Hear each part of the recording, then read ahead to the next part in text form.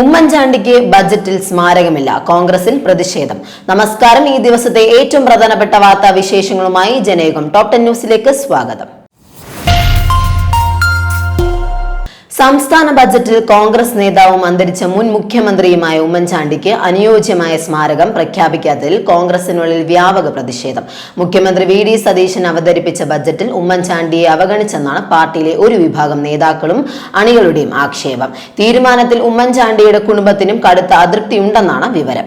MLA ആയ ചാണ്ടി ഉമ്മനോ കുടുംബമോ തങ്ങളുടെ നീരസം പരസ്യമായി പ്രകടമാക്കിയിട്ടില്ലെങ്കിലും വരും ദിവസങ്ങളിൽ ഉമ്മൻചാണ്ടി ഫൗണ്ടേഷന്റെ പ്രവർത്തനം കൂടുതൽ ശക്തമാക്കാനാണ് കുടുംബത്തിന്റെ തീരുമാനം. ഫൗണ്ടേഷന്റെ നേതൃത്വത്തിൽ ഉമ്മൻചാണ്ടിക്കായി പുതിയ സ്മാരകം നിർമ്മിക്കുമെന്നും കുടുംബവുമായി അടുത്ത വൃത്തങ്ങൾ സൂചിപ്പിക്കുന്നു.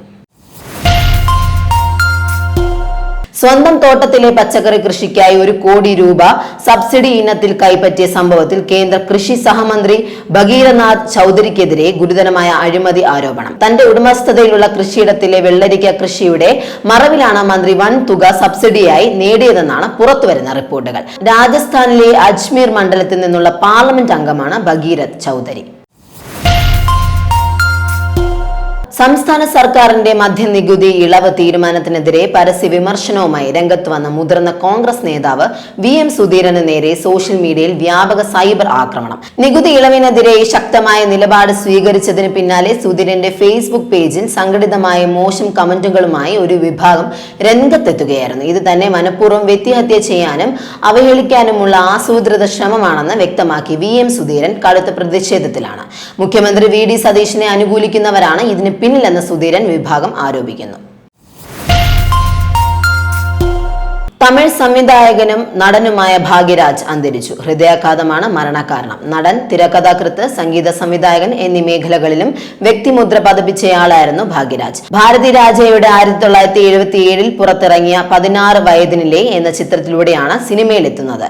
2 വർഷത്തിനു ശേഷം സംവിധായകനായി അരങ്ങേറ്റം. വെനസ്വേലയെ പിടിച്ചുകുലുക്കിയ ഇരട്ട ഭൂചലനത്തിൽ മരിച്ചവരുടെ എണ്ണം 920 ഉയർന്നതായി സർക്കാർ സ്ഥിരീകരിച്ചു. ദുരന്തത്തിൽ 3360-ലധികം ആളുകൾക്ക് പരിക്കേറ്റിട്ടുണ്ട്. തകർന്നടിഞ്ഞ കെട്ടിടങ്ങൾക്കിടയിൽ കുടുങ്ങിക്കിടക്കുന്നവർക്കുള്ള തിരച്ചിൽ തുടരുകയാണ്. ഇനിയും 100 കണക്കിന് ആളുകളെ കണ്ടെത്താനുള്ളതിനാൽ മരണസംഖ്യ ഇനിയും ഉയർന്നേക്കാമെന്നാണ് സൂചന.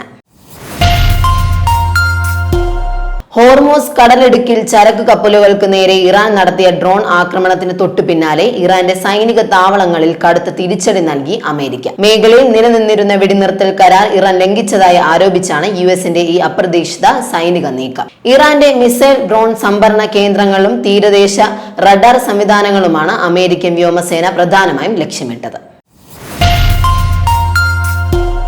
പ്രശസ്ത മലയാള സിനിമാ തിരക്കഥാകൃത്തും എഴുത്തുകാരനുമായ ജോൺ പോളിന്റെ ഭാര്യ ആയിഷ എലിസബത്ത് അന്തരിച്ചു.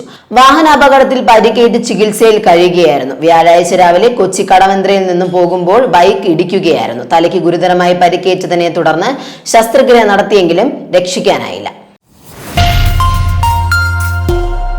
സംസ്ഥാനത്ത് നാളെ മുതൽ പരക്കെ മഴയ്ക്ക് സാധ്യതയുണ്ടെന്ന് കാലാവസ്ഥാ നിരീക്ഷണ കേന്ദ്രം മുന്നറിയിപ്പ് നൽകി. പത്തനംതിട്ട മുതൽ കാസർഗോഡ് വരെയുള്ള 5 ജില്ലകളിൽ യെല്ലോ അലർട്ട് പ്രഖ്യാപിച്ചു. സംസ്ഥാനത്തെ എഞ്ചിനീയറിംഗ് ഫാർമസി പ്രവേശന പരീക്ഷയായ കീം ഫലം ഉന്നത വിദ്യാഭ്യാസ മന്ത്രി റോജി M. ജോൺ പ്രഖ്യാപിച്ചു. ഇത്തവണ എഞ്ചിനീയറിംഗ് വിഭാഗത്തിൽ 79,717 പേരും ഫാർമസി വിഭാഗത്തിൽ 26,943 പേരും ഉപരിപഠനത്തിന് യോഗ്യത നേടി. കേരളത്തിൽ ഉടനീളമുള്ള 192 പരീക്ഷാ കേന്ദ്രങ്ങളിലായി ആകെ 95,016 വിദ്യാർത്ഥികളാണ് ഇത്തവണ പരീക്ഷ എഴുതിയത്. സൂപ്പർ താരം ഉസ്മാൻ ഡെംബലയുടെ തകർപ്പൻ ഹാട്രിക് മികവിൽ നോർവേയെ 1-4 ഗോളുകൾക്ക് തകർത്ത് ഫ്രാൻസ് ലോകകപ്പിന്റെ നോക്കൌട്ട് ഘട്ടത്തിൽ പ്രവേശിച്ചു. ഗ്രൂപ്പിലെ 3 മത്സരങ്ങളും വിജയിച്ച് ഗ്രൂപ്പ് ചാമ്പ്യന്മാരായാണ് ഫ്രാൻസിന്റെ മുന്നേറ്റം. 1998 ലോകകപ്പിന് ശേഷം ഇതാദ്യമായാണ് ഫ്രാൻസ് ഗ്രൂപ്പ് ഘട്ടത്തിലെ എല്ലാ മത്സരങ്ങളും ജയിക്കുന്നത്. ജനയുഗം ടോപ് 10 ന്യൂസിലൂടെ വീണ്ടും കാണാം. കൂടുതൽ വാർത്തകൾക്കും വിശേഷങ്ങൾക്കുമായി ജനയുഗം വെബ്സൈറ്റ്, YouTube ചാനലുകൾ സന്ദർശിക്കുക.